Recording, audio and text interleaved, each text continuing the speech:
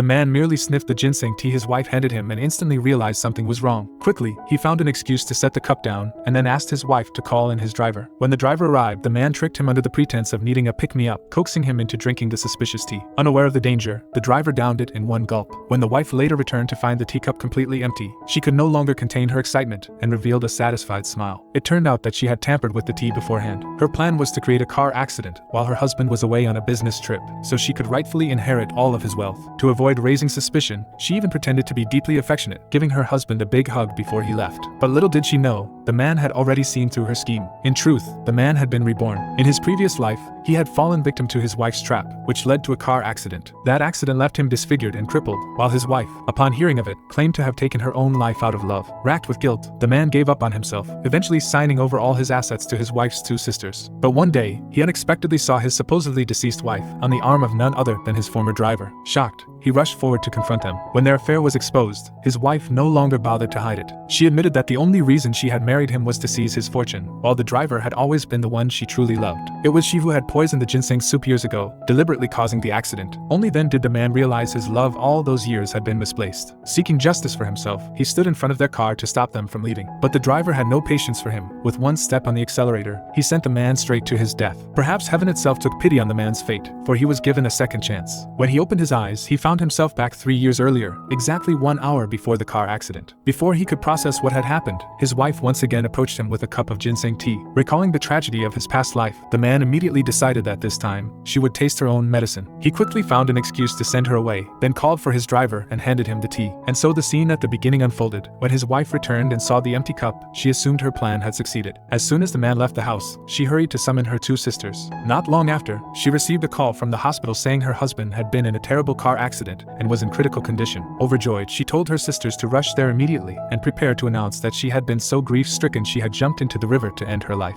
Her sisters wasted no time and rushed to the hospital. There, the doctor told them that the accident had not only disfigured the man but had also cost him a leg. Entering the ward, they saw a bandaged figure wrapped up like a mummy and had no reason to doubt. Feeling triumphant, they congratulated each other, until, in the very next moment, the husband walked in, completely unharmed. The sight left them utterly stunned. As it turned out, shortly after leaving the house the previous night, the drugged tea had taken effect on the driver, making him drowsy. Seizing the moment, the man suggested the driver rest in the back seat while he took the wheel. Then, following his plan, he drove the car straight into the spot where the accident was supposed to happen. The unsuspecting driver thus became the perfect scapegoat. After learning the intentions of the two sisters, the man quickly took out his phone, ready to call his wife to assure her he was safe. But to his surprise, the sisters stopped him. The next second, they lied, saying that upon hearing news of his accident, his wife had been so devastated that she jumped into the river and drowned.